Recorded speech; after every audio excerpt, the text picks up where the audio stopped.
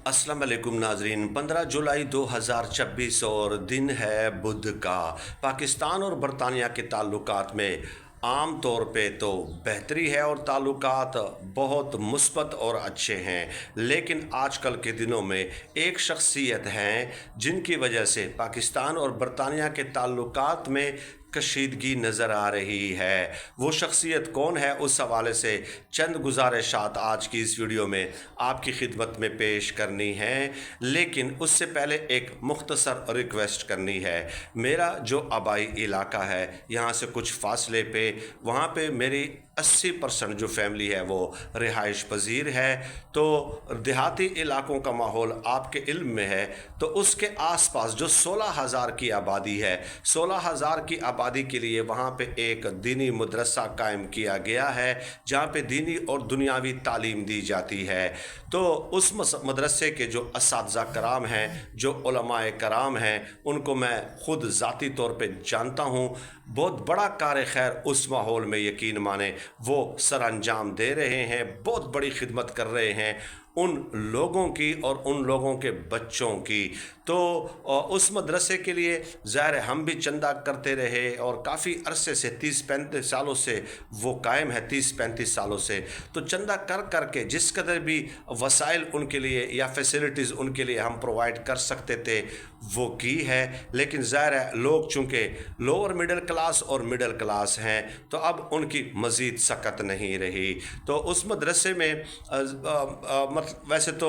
रात के वक्त भी बिजली का इंतज़ाम नहीं होता और बहुत सारी बातें हैं जो बाद में किसी और वीडियो में करेंगे, लेकिन सर दस्त एमरजेंसी तौर पे जो है 2 अदद बड़ी सोलर प्लेट्स की ज़रूरत है, 2 अदद बड़ी सोलर प्लेट्स। और उसमें फिर ये होगा कि इनकी रेट्स जो होते हैं वो फ्लक्चुएट होते रहते हैं डेली बेसिस पे ना, पर वाट इनका रेट लगाया जाता है। तो ज़्यादा से ज़्यादा 60,000 will be 60,000 will be sufficient enough. तो उसके बाद फिर मैं जब ये सोलर प्लेट्स उनको प्रोवाइड की जाएंगी और वहाँ पे इंस्टॉल की जाएंगी तो तफसीलात से आपको आगाह किया जाएगा। असल में मसला ये था कि हमने मतलब 1 साल तक चंदा कर करके 12 सोलर प्लेट्स वहाँ पे लगाई थी, लेकिन फिर वो तूफ़ान वगैरह आया और कुछ सोलर प्लेट्स को उखाड़ कर ले गया। तो उसमें एक सीरीज़ होती है, वो जब डिस्टर्ब हो जाती है तो फिर वो बाकी मानदा प्लेटें भी काम नहीं करती, ट्रिपिंग होती है। दिन के वक्त गर्मी बहुत ज़्यादा शदीद होती है और सैकड़ों की तादाद में तलबा होते हैं, बच्चे होते हैं, मतलब कुछ आलम फाजिल का कोर्स कर रहे होते हैं, कुछ हिफ्स का कोर्स कर रहे होते हैं, कुछ कुरान पाक को ख़त्म करना चाहते हैं। तो इसलिए कई क्लासेस होती हैं तो बहुत ज़्यादा मसाइल हो जाते हैं। तो व्हाट्सएप नंबर जिस पे आप रब्ता कर सकते हैं अगर किसी साहिब इस्तिताअत ने कंट्रीब्यूट करना हो तो वो व्हाट्सएप नंबर ये 03185131 आई रिपीट 0318 51 31 950। अब आ जाते हैं, एक गैंग था आपके इल्म में है कि ग्रूमिंग गैंग, उसका बहुत चर्चा था, बहुत ज़्यादा उसके हवाले से ख़बरें चल रही थी। और ग्रूमिंग गैंग के एक रिंग लीडर थे जिनका नाम था शबीर अहमद। ये शबीर अहमद 1997 में 1970 में 13 साल की उम्र में यहाँ से बरतानिया मुंतकिल हो गए थे और फिर ये ग्रूमिंग गैंग के जो है वो रिंग लीडर बने। और इनके ऊपर इल्ज़ाम ये है कि ये बच्चियों को, छोटी छोटी बच्चियों को, 12 साल 15 साल बच्चियों को मतलब वरगलाते थे और उसको गलत हरकत के लिए जो है इस्तेमाल करते थे। मैं असल में वो वर्ड्स इसलिए यूज़ नहीं कर रहा कि यूट्यूब की भी कुछ पॉलिसीज़ हैं और वो फिर रिस्ट्रिक्शंस लगा देते हैं। तो बात यह है कि मतलब सेक्सुअल एब्यूज़ वो करते थे, तो वो बहुत सारी तादाद हैं, अभी तक उनके ऊपर जो है 30 के करीब ऐसे केसेस जो हैं वो रजिस्टर्ड हो चुके हैं। चुनाचे बरतानिया में वो ये एक्टिविटीज़ जारी रखे हुए थे मुख्तलिफ़ इलाकों में, और उन इलाकों की जो मुतासरा ख़वातीन और बच्चियाँ हैं वो भी अब सामने आ चुकी हैं और खुल कर अपने ख़यालात का इजहार कर रही हैं कि किस तरह इस शख्स, दरिंदा सिफत शख्स ने जो है हमें इस्तेमाल استعمال کیا ہے۔ اب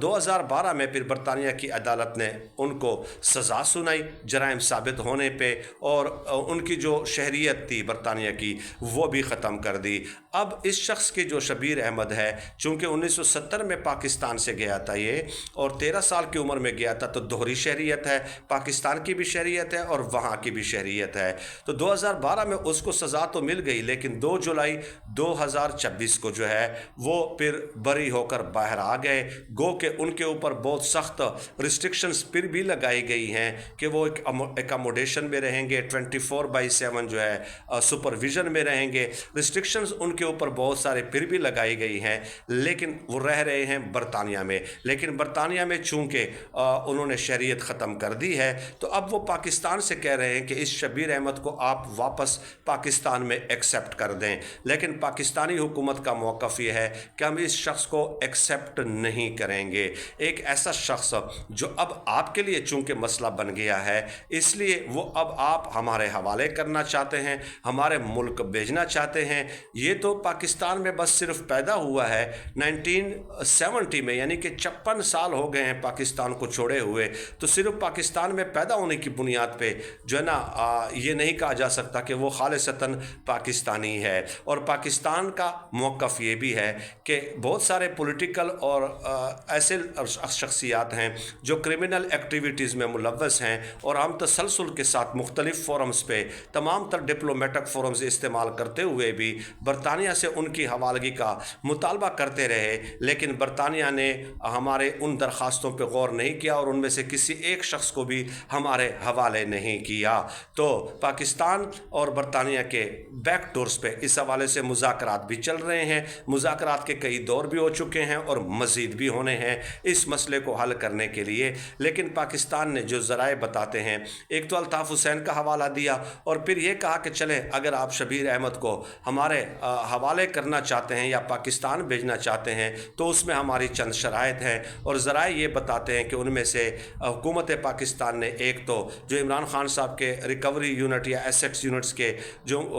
وزیر تھے یا مشیر تھے شہزاد اکبر صاحب، ان کی حوالگی کا کہا ہے، اور اس کے علاوہ ایک ریٹائرڈ میجر ہے، آپ کو ان کا ڈیفینیٹلی پتہ ہے کہ میں کس کا تذکرہ کر رہا ہوں، اس کا بھی پاکستان نے ذکر کیا ہے کہ وہ بھی پھر ہمارے حوالے کیے جائے اور ان کو بھی پاکستان بھیج دیا جائے۔ یہ نہیں ہو سکتا کہ آپ خود ایک شخص سے تنگ ہو، کیونکہ یہ جو شبیر احمد ہے، یہ جو متاثرہ لڑکیاں ہیں وہ مختلف برطانیہ کے مختلف علاقوں سے ظاہر ہے تعلق رکھتی ہیں، تو وہاں کے علاقوں کے مکینوں نے باقاعدہ پروٹیسٹ شروع کر دیے ہیں کہ اس شخص کو برطانیہ سے نکال دیا جائے، ہم اس کو برداشت نہیں کریں گے۔ چونکہ وہ لڑکیوں مختلف علاقوں میں، تو مختلف علاقوں میں پروٹیسٹ ہو رہے ہیں، مظاہرے ہو رہے ہیں، اور برطانوی حکومت اس حوالے سے پھر شدید ترین دباؤ میں ہے۔ ان لڑکیوں کا، متاثرہ خواتین کا، متاثرہ لڑکیوں کا، متاثرہ بچیوں کا یہ کہنا ہے کہ یہ شخص گو کہ 24/7 سپرویژن میں ہے، لیکن اس کے گینگ کے لوگ آس پاس موجود ہوتے ہیں اور وہ ان کے ساتھ کنٹیکٹ کر کے جو ہے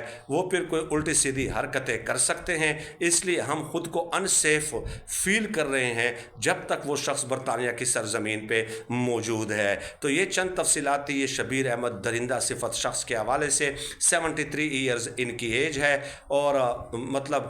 13 سال کی عمر میں 1970 میں یہاں سے گئے تھے، 56-57 سال ہو گئے ہیں ان کو یہاں سے گئے ہوئے۔ تو اب برطانیہ نے ساتھ ہی ساتھ یہ بھی کہا ہے کہ اگر پاکستان اس کو ایکسیپٹ نہیں کرتا تو پاکستان کے حوالے سے برطانیہ جو ہے اپنی ویزا ریسٹرکشنز کو سخت کر سکتا ہے، ویزا کے حوالے سے قوانین میں مزید سختی کرے گا، اور